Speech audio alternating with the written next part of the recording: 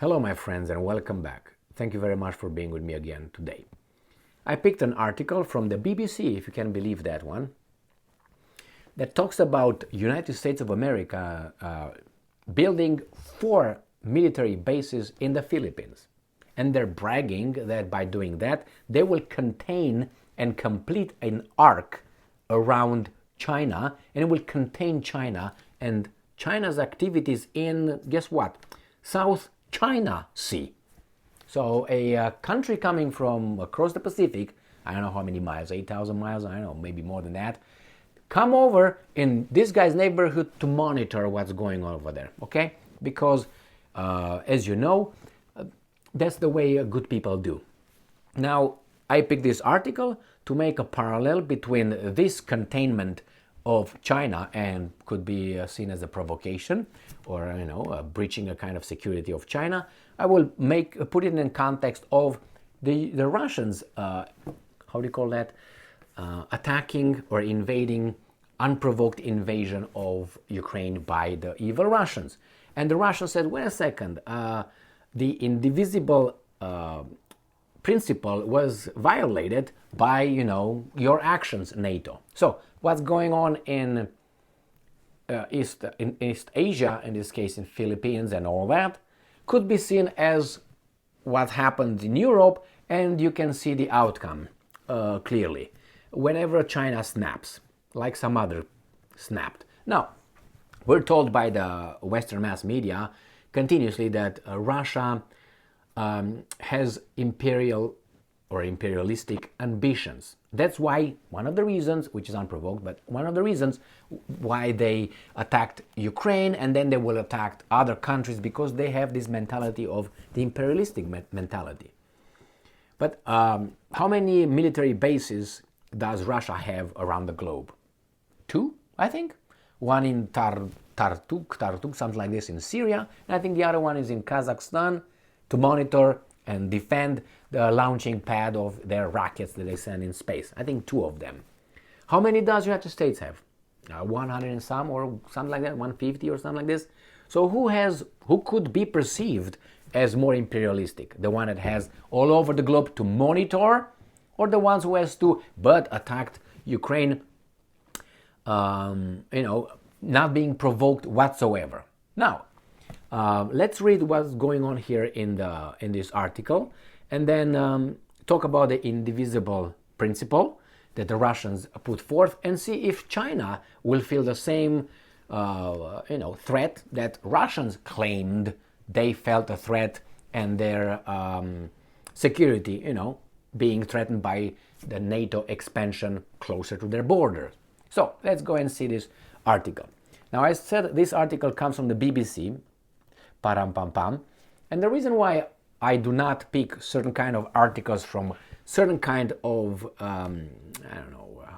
media outlets is not because I'm against this and this tell the truth. Therefore, I'm going for the Russian media or for the Ukrainian media or the Jewish media or the Arab media or something. It's not that. But look at this article, how long it is. I read it.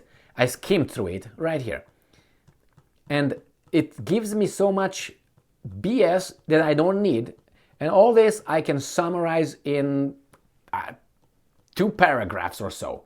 So I don't want to waste my time and your time by reading out of this Sputnik, or for instance the Ukrainska Pravda, or New Voice of Ukraine. In 1 minute you're done with the whole thing. You don't have to read 15. Clear, concise, and at the point. So the U.S., this is the title here. U.S. secures deal on Philippines bases to complete arc around China. That means what? Do you think China should feel threatened about that?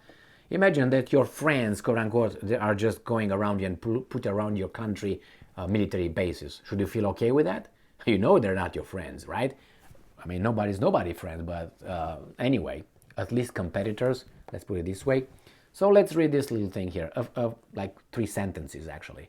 The U.S. has secured access to 4 additional military bases in the Philippines, a key bit of real estate which would offer a front seat to monitor the Chinese in the South China Sea and around Taiwan to monitor. So United States is what? daddy? The United States is the what? Who appointed the United States as being the guy who's going to monitor? What are you doing here? Anyway, and then remember, it's the South China Sea, it's not the South US Sea. Last time I checked. Anyway, with the deal, Washington has stitched the gap in the arc of US alliances, stretching from South Korea and Japan in the north to Australia in the south. Do you like that? How beautiful. They stitched the gap in the arc. Beautiful, beautiful. The missing link. Oh my God, I thought it was the... I mean, they found the missing link, guys. The evolutionarily missing link. They found it right here. Had been the Philippines, which borders two of the biggest potential flashpoints for whom? Taiwan and the South China Sea. Again, United States from across Pacific, far away, the other side of the world, comes here for the potential flashpoints. All right, no problem. Now let's go and find out what that indivisible security means. The one that the Russians kept saying obsessively before the unprovoked invasion of Ukraine. What does the indivisible security mean, and where did it originate? So it's not like a principle that the Russians just made up. At its most crude, it means security should be seen as a collective concept. So if the actions of one state threaten the security of another, the principle of indivisible security is breached. Therefore, no state should strengthen its security at the expense of another. In this case, the Russians pointed out that NATO strengthening its position by bringing its border, close to Russia by accepting or getting maybe Ukraine into the alliance. So they said, well, how about you give us some written legal guarantees? And United States did not even want to talk about it. They said legally bound, whatever guarantees, security guarantees. Read what the Russians sent to the Americans last time in December 2021, and find out what the Americans said about that, which is like, beep, nothing. Now, the principle was first set out in the 1975 Helsinki Act, but also appears in the 1990 Charter for a New Europe and in the 1997 Founding Act of Mutual Relations, Cooperation and Security. Now, this part is important, more important than the rest I read. All treaties signed by the West and Russia. All right? So now, let's see. Do you think that China is happy to see these bases over there and the arc that was stitched together? Do you think it's happy? Should be okay with that? Well, if that is okay, that should be okay, I'm pretty sure the Americans say, no worries here, then United States should be okay. Let's say if China or Russia, an adversary, creates an arc, let's say from Iceland, maybe a little bit of Canada, Labrador, okay, and then go down to Cuba, then a little bit to Nicaragua. How about this kind of arc?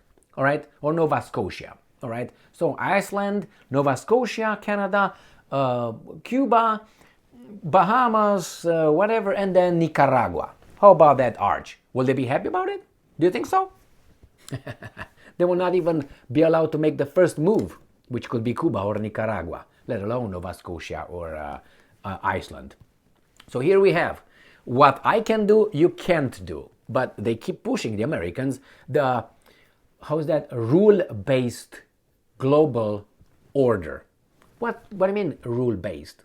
The rules that you can violate but others can't? Yes. Okay. Sign me in. Where do I sign my name? I'm for all that. You can do stuff that I can't. I'm agreeing with that. What are you going to do if I don't sign in the rule-based global order? This is what's going to happen to you. Bang. You know what I mean? So then, I guess I'm signed. But if I don't, you're going to create a coalition and,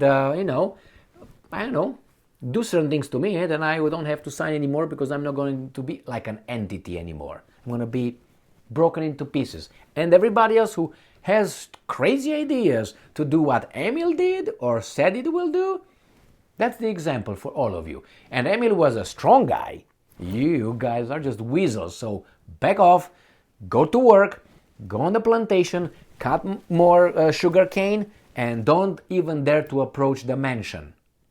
The mansion? No, the mansion, okay? Where I stay as the owner, drinking my tea and philosophizing, to be or not to be? This is the question. Beautiful, Shakespeare, beautiful.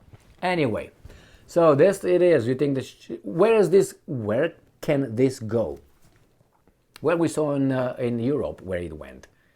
I think it's a big possibility that China will snap at one point. And then what? But it will not snap, I think, until things are solved in Ukraine, which if Russia is, then China will not snap. If Russia stands up and is not, then the alliance and not the alliance, the second club that is forming right now will be like this, and then we're gonna have diversity.